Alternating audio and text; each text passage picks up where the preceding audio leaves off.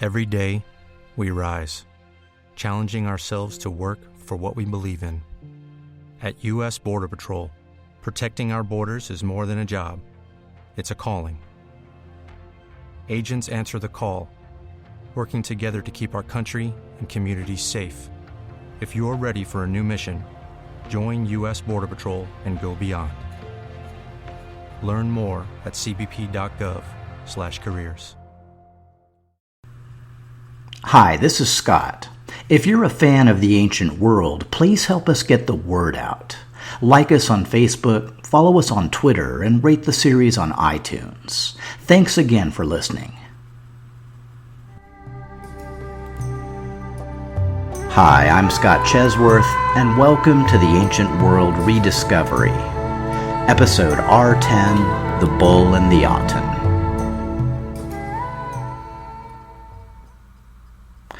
The clay fragments came in hard and fast, each impact punctuated by a fearsome shout. The woman clearly did not want strangers poking around, even if it was, pretty much, the middle of nowhere.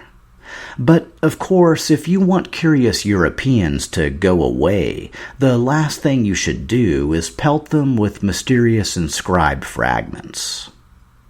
The year was 1887 AD, and the place was the mound of Tell El Amarna, some 225 miles south of Cairo.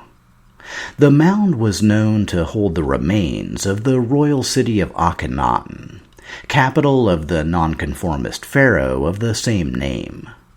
Only briefly occupied during the 14th century BC before being abandoned to the desert, kind of like a New Kingdom Burning Man, the ruins weren't expected to hold much of value. The woman had been digging for ancient mud brick, to be used as either fuel or fertilizer, when she'd made a surprising discovery. A chamber filled with hundreds of inscribed clay tablets. Over the following days and weeks, she'd begun bringing the tablets to the local bazaar for sale, which naturally led to the arrival of the curious Europeans and her improvised efforts to drive them off. Fortunately for posterity, the Europeans quickly zeroed in on the importance of the find and snatched up all the tablets floating around the market. They were fairly easy to identify. Why? Well, mainly because they were written not in Egyptian hieroglyphics, but in Akkadian cuneiform, which, combined with their presence at Akhenaten, could really only mean one thing. The woman had stumbled across a cache of international correspondence from the late Bronze Age. As discussed way back in Episode 8, late Bronze Age rulers were virtual chatterboxes, dashing off one tablet after the other whenever they felt like talking smack, thought they'd been slighted, or especially when they wanted other rulers to send them wives or treasure. They were classy like that. The great kings of the period included those of Egypt, Babylonia, Hatti, Mitanni, and Assyria, with a few others occasionally sprinkled in for good measure. Along with letters to one another, great kings also sent frequent dispatches to their vassals, mainly in the disputed territories of Syria and Canaan. These communiques were constantly flowing, and the lingua franca of the day was Akkadian cuneiform. Around 380 such tablets were eventually recovered from Tell El Amarna. The Amarna letters, as they were later dubbed, cover a period of between 15 and 30 years. It's still a bit hard to nail down, dating from the late reign of Amenhotep III through the entire reign of Akhenaten. They even extend into the very early reign of everyone's favorite boy king, Tutankhamun. The letters were a huge treasure trove of historical knowledge, and also helped sort out a few contemporary theories. One of the most important was about the Hittites. Like the Assyrians, the Hittites were already known from the Bible, being mentioned as far back as Genesis and given equal standing to the Egyptians in 2 Kings 7. But it wasn't until 1879 that a British Assyriologist named Archibald Sayce proposed linking the Hittites to a non-Egyptian hieroglyphic script found in Syrian stonework in Hamath, Aleppo, and Carchemish. In 1893, 6 years after the discovery of the Amarna letters, a French archaeologist named Ernest Chantre began excavating some ruins near the central Turkish village of Bogazkoy. Chantre soon turned up several inscribed clay tablets, written in Akkadian cuneiform, but in an unknown language. So, in other words, they could be translated, but the words were meaningless. The interesting part was the connection to the Amarna letters. While the vast majority of the letters were written in the Akkadian language, a handful were written in this same unknown language. In 1906, the German archaeologist Hugo Winkler unearthed a massive archive of tens of thousands of cuneiform tablets at Bogazkoy. While most were in this same mysterious language, a few were written in Akkadian. These tablets identified Bogazkoy as the Hittite capital of Hattusas, making the language of the other tablets the Hittite language. Actually, the Luwian language, but that's what the Hittites used. It was later learned that this same language could be written in either hieroglyphics or cuneiform, which confirms Sayce's earlier links to the ancient Syrian stonework. The Hittites first burst onto the scene back in 1595 BC, when their king Mursili I led his army south on a mission of conquest. His first victim was the Syrian kingdom of Yamkad and its capital of Aleppo, but that was just a warm-up. Soon the Hittites and their fearsome two-wheeled chariots were in front of the gates of Babylon, 1,200 miles from their starting point of Hattusas. In short order, they sacked the city, inadvertently putting an end to the ruling Amorite dynasty and paving the way for a Kassite takeover. Then, the Hittites waved a hearty goodbye to Mesopotamia and headed back north. Their capital, Hattusas, had been founded as early as 2000 BC. It started out as a small settlement atop a high defensive ridge located in a large loop of the Mahashantaya River. A few centuries after its foundation, Assyrian traders established an outpost at the site, bringing with them knowledge of cuneiform writing. This first iteration of the city was soon sacked by the neighboring Kusarans. But the site was too strategic to leave abandoned for long, and soon a new Hittite ruling dynasty set up shop. The founder of this dynasty gave himself the name Hattusili, basically the man from Hattusas. His extended family would rule through the fall of the Hittite Empire, and even a bit beyond. But things didn't exactly get off to a smooth start. The fearsome Gazga tribe, living along the south shore of the Black Sea, were a constant threat, and the Hittite capital had to be moved 3 times before finally returning to Hattusas. The new royal city covered over a square mile, with numerous residences, administrative buildings, and temples. It was surrounded by a massive wall, erected in the late 14th century BC by the great king Suppiluliuma I. The high defensive ridge that had held the original settlement was converted into the royal citadel. Gateways were covered with decorative stone reliefs of warriors, lions, and sphinxes, an architectural style that would later be adopted by the Neo-Assyrians. Despite the early dust-up with the Babylonians, the Hittites would spend most of their time fighting the Hurrians, then the Egyptians, over control of the Levant. Hattusis would eventually fall to the Phrygians during the chaos of the Bronze Age collapse. But as we've heard many times now, burning, razing, and leveling a city, while horribly unpleasant for those on the ground, can be a real boon for later historians. Just like at Nineveh and the nearby site of Mari in Syria, the rapid destruction and abandonment of Hattusis left behind a virtual time capsule, including, as already mentioned, tens of thousands of inscribed baked clay tablets. The most famous tablet from Hattusis is a peace treaty, drawn up between the Hittites and the Egyptians after the 1259 BC Battle of Kadesh.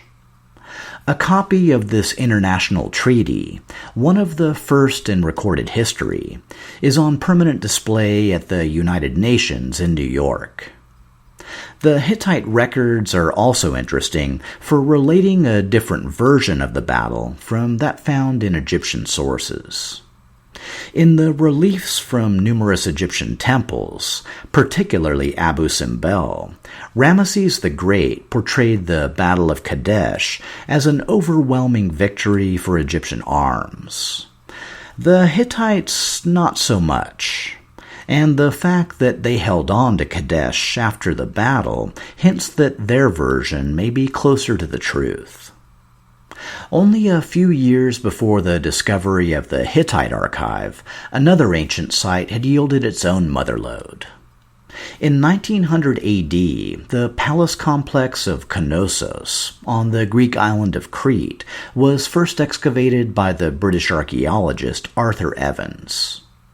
The magnificent art and architecture found at the site prompted Evans to propose that Mycenaean Greece hadn't been dominated from the mainland, as Schliemann's finds had suggested, but in fact had been ruled from Crete.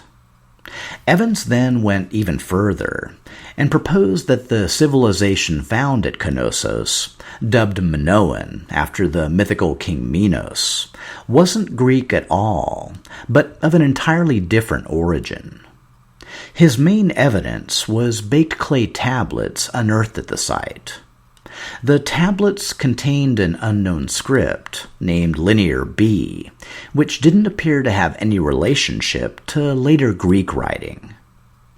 Evans's chief opponent in this view was the American archaeologist Carl Blegen.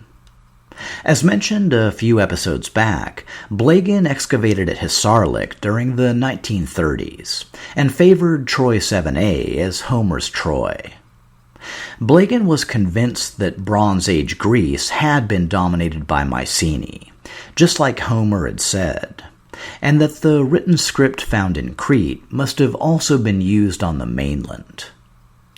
It was his search for more Linear B tablets that took Blegen to Pylos in 1939. His hope was to find the palace of the legendary King Nestor, Agamemnon's ally in the Iliad. Directed by locals to a hill overlooking the sea, Blegen soon began his excavations. On the very first day, he struck pay dirt, finding a cache of hundreds of clay tablets in the Linear B script. The palace he uncovered, untouched since the 13th century BC, was also similar in design to that of Knossos. But the question remained, which culture had dominated which? The answer would have to wait for the decipherment of Linear B, but on the plus side, the combined records from Knossos and Pylos now gave would-be translators a fighting chance. Just over a decade later, in 1952, a 30-year-old British architect and linguist named Michael Ventris announced that his team, including World War II codebreaker John Chadwick, had successfully deciphered the Linear B script. Their conclusion was that even though it didn't resemble it on the surface, Linear B was an early form of Greek. As Ventris put it, a difficult and archaic Greek, written in a rather abbreviated form, but Greek nevertheless. The implication, soon universally adopted, was that Crete had been conquered by the mainland Greeks. No matter how amazing the Palace of Knossos was, Crete hadn't been the hub of the late Bronze Age Aegean, but just another constituent. But what about earlier? The excavations at Knossos and other Cretan sites soon progressed beyond the layers associated with the Mycenaean conquest into an older and deeper civilization. Evans had also uncovered a second unknown script named Linear A, whose use appeared limited to sites in Crete. To add to the mystery, Blagan's excavations at Corinth in the 1920s established that early Cretan civilization appeared to be distinct from and more advanced than contemporary Helletic sites in mainland Greece. So, what did all this mean? Well, basically, it meant that Evans wasn't entirely wrong. The Aegean had once been dominated by the island of Crete, but centuries before, the Mycenaean Greeks came on the scene. Also, the domination had been strictly commercial, not military. All of which takes us back to one of my favorite ancient civilizations, the Minoans. I first discussed the Minoans way back in episode 2. Lively, exuberant seafaring traders who made great wine, even better art, and passed their free time jumping over bulls? I mean, seriously, what is not to love? As if that weren't enough, they also gave women powerful roles in their society, and despite the fact that they made the best bronze swords in the Aegean, never practiced warfare either on others or among themselves. Back in the day being between around 2000 and 1600 BC, the Minoans traded everywhere. Egypt, Greece, Cyprus, Syria, Anatolia, you name it. They also planted colonies, most prominently on the neighboring island of Thera. And yeah, about Thera.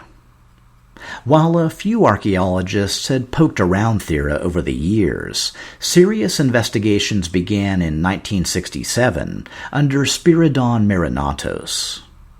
Potsherds had pointed him to a site near the island's southern tip called Akrotiri, and it didn't take long for his efforts to pay off. What Marinatos found was nothing less than an entire Minoan city, almost perfectly preserved beneath a 40-foot-thick layer of volcanic dust. This discovery provided further evidence for two major theories.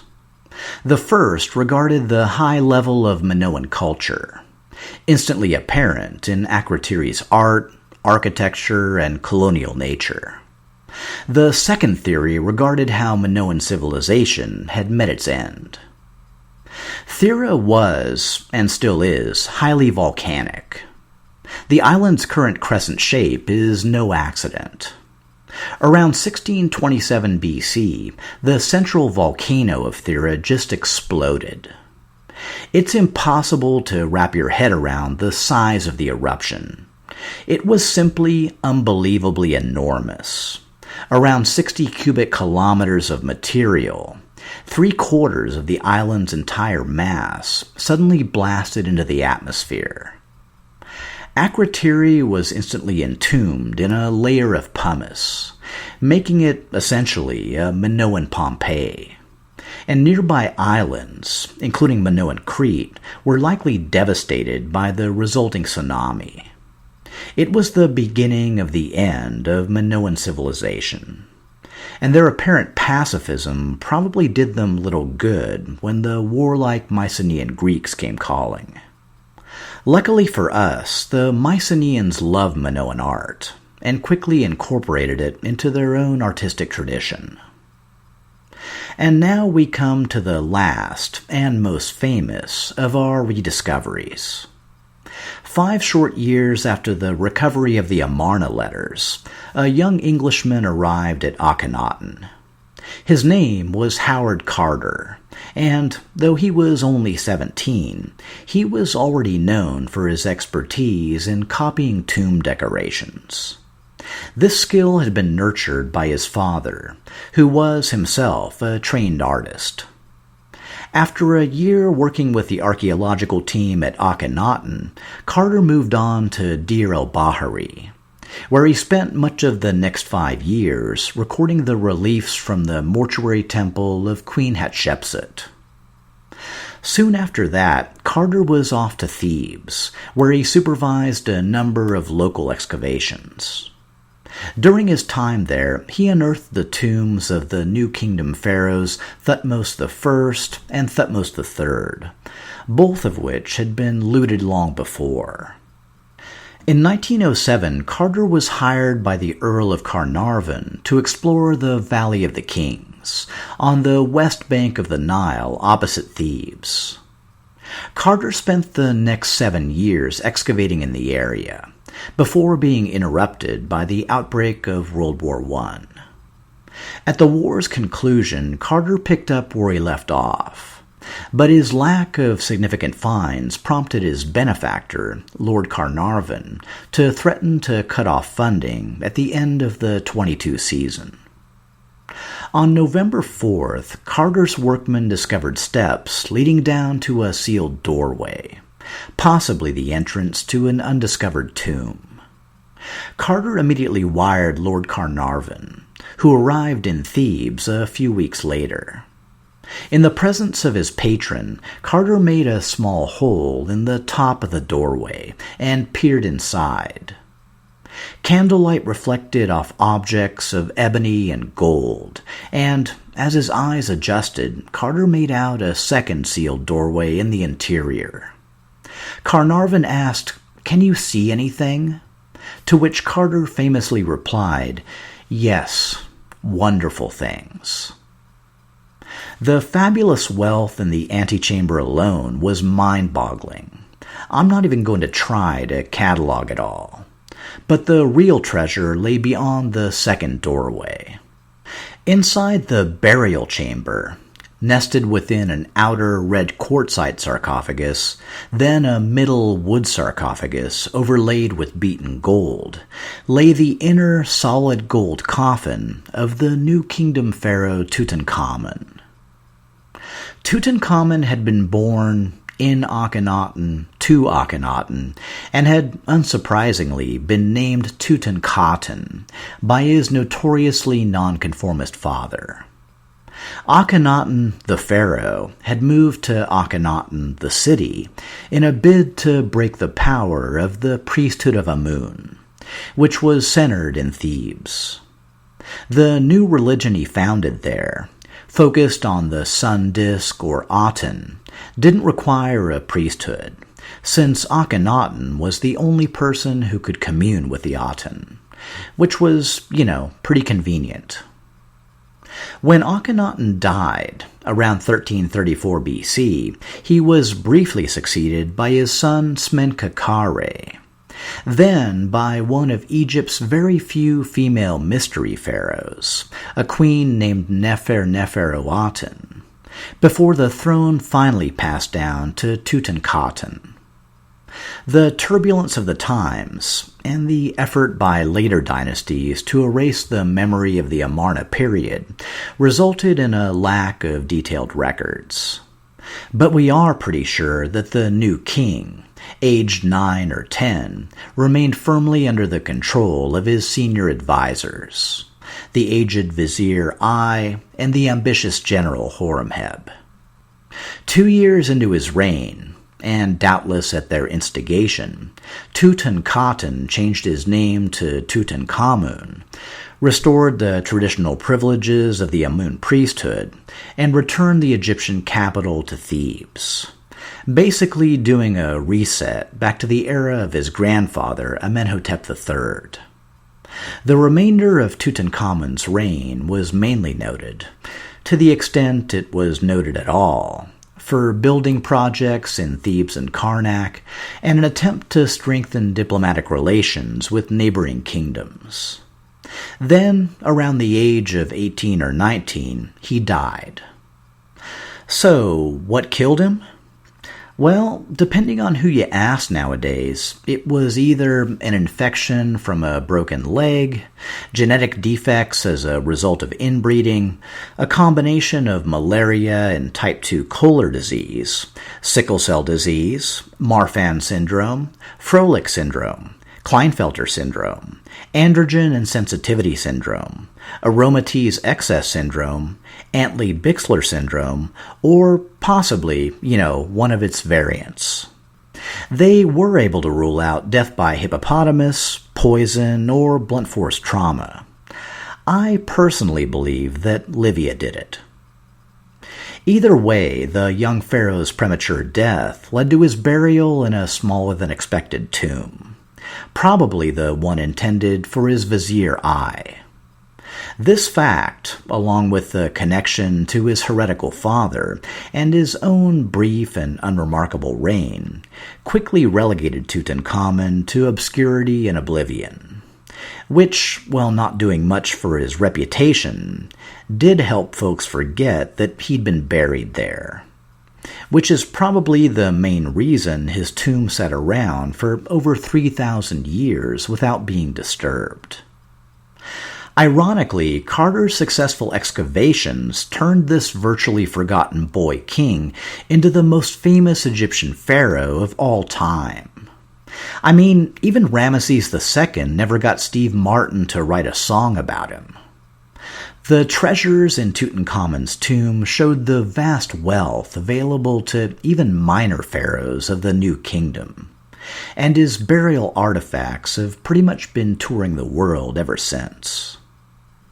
So that's it. And now for the good news and bad news. The bad news is that I'll be ending Rediscovery with this episode. Although I wouldn't really call it bad news, since I've pretty much covered what I wanted to and had a lot of fun researching and producing the series. But on to the good news. As of a few weeks ago, I had no definite future podcasting plans, and was considering dropping back to just doing occasional one-off episodes. But then, just when I least expected it, I got hit by what I think is an amazing idea. It pulls together a number of threads that have been bouncing around in my head for a long time now, and I'm officially, incredibly, extremely excited about the concept. The only question is whether I can pull it off. I'm sure going to try. So, for the moment, I need to ask your indulgence while I take another break to do some research and try to get this new thing off the ground. I'm hoping it'll only take a month, maybe 2. But once it starts, I expect it to be a pretty long haul. And, sorry to be cryptic, but that's about all I'm going to say about the series for now. Hopefully, when it comes out, it'll be a pleasant surprise for everyone. So, for now, thanks again for listening, please stay subscribed, and I'll see you next time on The Ancient World.